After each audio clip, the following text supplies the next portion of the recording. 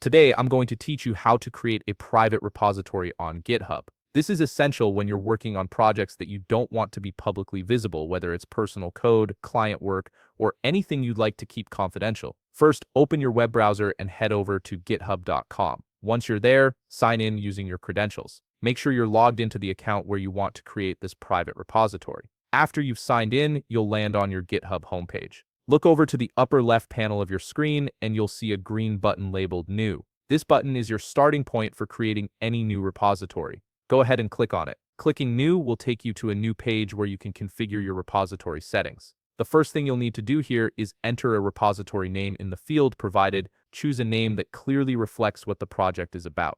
This makes it easier to identify and manage later on, especially if you end up with multiple repositories. Once you've entered your repository name, scroll down slightly until you see the section labeled Choose Visibility. This is where you'll decide whether your repository is public or private. Next to this label, you'll notice a drop-down menu. Click on that drop-down menu to reveal your options. From the drop-down, select Private. By choosing this option, you're ensuring that only you and the collaborators you explicitly invite will have access to this repository. It won't be visible to anyone else browsing GitHub, which gives you full control over who sees your code. After selecting Private, you're ready to finalize the creation of your repository. Look for the button at the bottom of the page that says Create Repository and click it. GitHub will process your request and set up your private repository in just a moment. And that's it. You've successfully created a private repository on GitHub where you can securely store and manage your code. If you found this video helpful, please leave a like, subscribe, and see you in the next video.